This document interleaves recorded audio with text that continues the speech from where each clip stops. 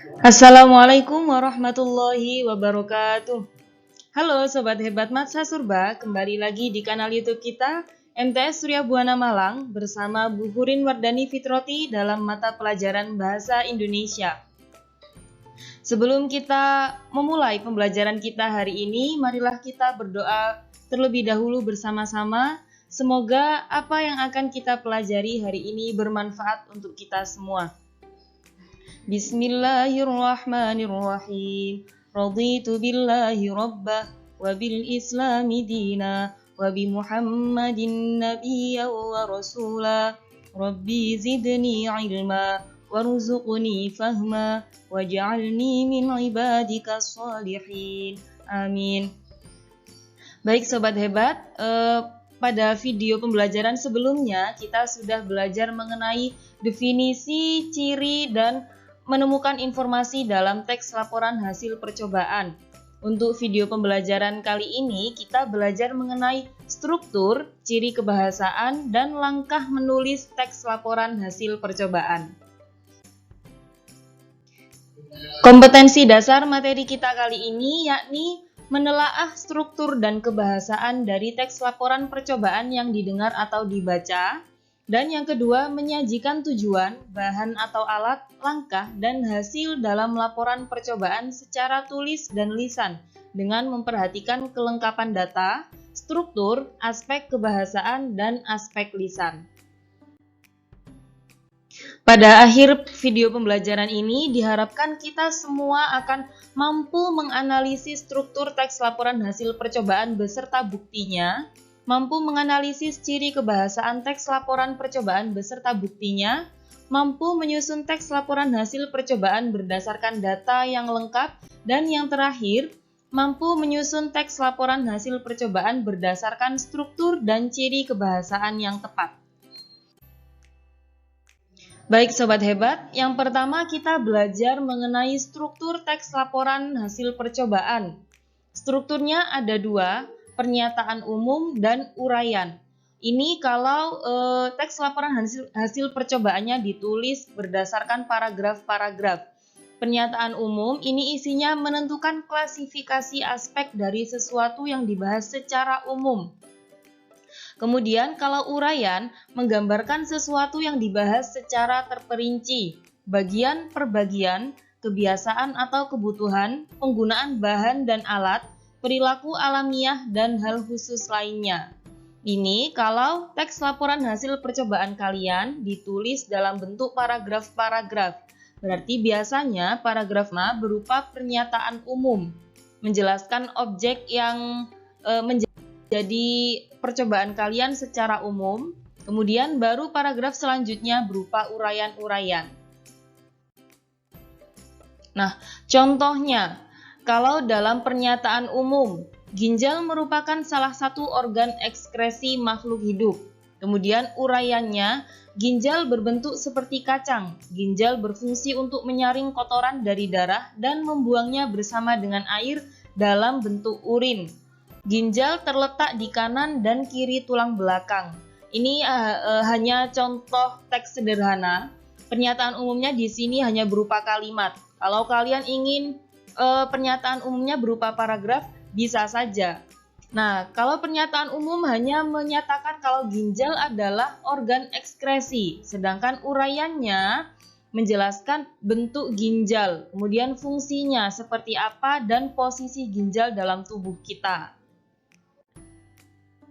Nah, ini merupakan sistematika atau struktur teks laporan hasil percobaan kalau kita menulisnya dalam bentuk karya ilmiah remaja. Kalau di Matsa Surba sudah ada mata pelajaran karya ilmiah remaja, jadi Bu Hurin rasa semuanya sudah familiar dengan struktur teks laporan hasil percobaan. Kalau yang tadi, yang ada pernyataan umum dan uraian, itu kalau teks laporan hasil percobaan kalian ditulis dalam bentuk paragraf-paragraf saja. Nah, sekarang kita amati sistematika teks laporan hasil percobaan kalau kita menulisnya berdasarkan panduan karya ilmiah. Yang pertama ada judul, kedua objek, ketiga pelaku percobaan, tempat dan waktu percobaan, tujuan, bahan dan alat, langkah-langkah, hasil percobaan, simpulan, dan yang terakhir daftar pustaka. Daftar pustaka adalah daftar sumber-sumber rujukan yang kalian kutip untuk mendukung penelitian atau percobaan kalian. Jadi saat kalian menulis teks laporan percobaan, boleh menggunakan panduan karya ilmiah seperti ini, boleh juga dalam bentuk paragraf-paragraf. Tidak ada yang salah, dua-duanya benar. Selanjutnya kita beralih ke ciri kebahasaan teks laporan hasil percobaan.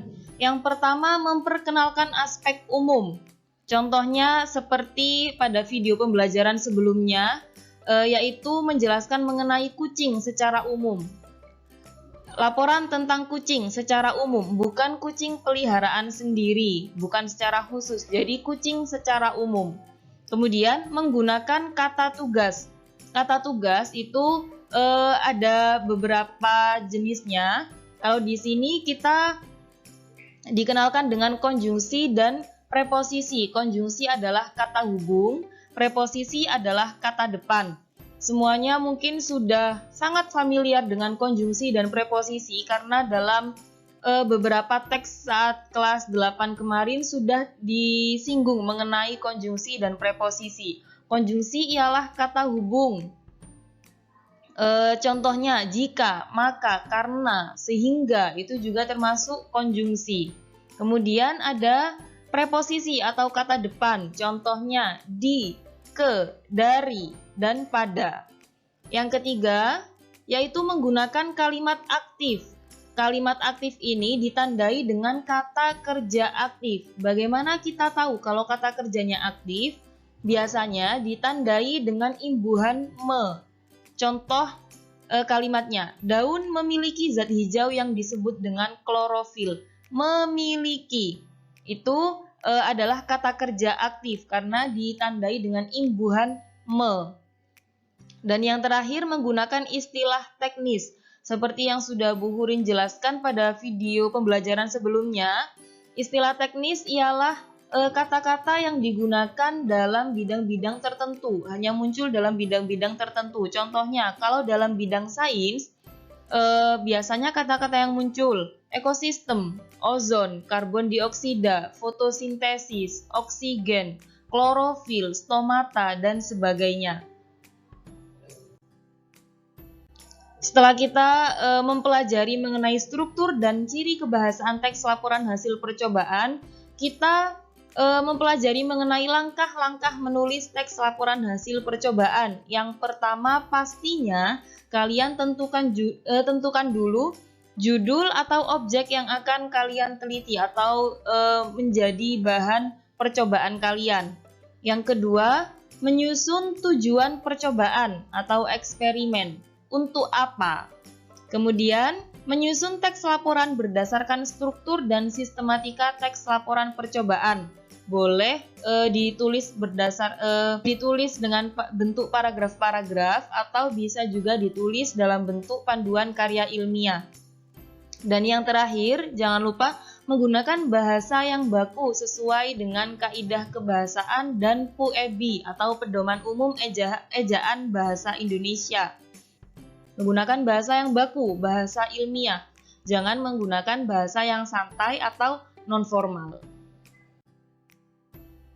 Setelah kita menulis teks laporan hasil percobaan, ini adalah langkah yang tidak kalah penting dalam kegiatan menulis, yaitu menyunting atau mereview kembali tulisan kita. Yang pertama, bagaimana caranya? Membaca ulang teks laporan hasil percobaan yang telah ditulis. Yang kedua, menandai kata, kalimat, atau tanda baca yang kurang tepat. Nah, setelah kata atau kalimat atau tanda baca tersebut sudah ditandai, maka perbaikilah kata tersebut. Kata, kalimat, atau tanda baca diperbaiki sesuai dengan kaidah kebahasaan. Dan yang terakhir, menulis kembali teks tersebut sehingga menjadi teks laporan percobaan yang baik dan benar. Yang terakhir, Bu Hurin memberikan beberapa contoh objek percobaan sebagai bahan kalian atau sebagai referensi kalian untuk melaksanakan praktikum secara kecil-kecilan. Contohnya ada pembiasan cahaya. kandungan listrik pada buah, kemudian kandungan magnet pada benda, pertumbuhan kecamba di tempat gelap dan terang, dan yang terakhir pembuatan es krim tanpa kulkas. Ini adalah contoh objek percobaan kecil yang bisa kalian jadikan referensi sebelum menulis teks laporan hasil percobaan. Baik Sobat Hebat, video ini adalah video pembelajaran terakhir mengenai teks laporan hasil percobaan. Kita sudah mempelajari mengenai struktur, kemudian ciri kebahasaan, dan langkah-langkah menulis teks laporan hasil percobaan. Kalau pada video pembelajaran sebelumnya, Bu Hurin sudah menjelaskan mengenai ciri-ciri teks laporan hasil percobaan, kemudian definisinya apa, perbedaannya dengan teks deskripsi apa, dan juga jenis-jenis teks laporan hasil percobaan. Nah, semoga materi yang kita pelajari hari ini selalu membekas di benak kita dan bermanfaat untuk kita semua.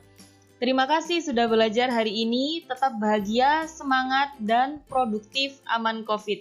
Sekian dari Bu Hurin, Assalamualaikum warahmatullahi wabarakatuh.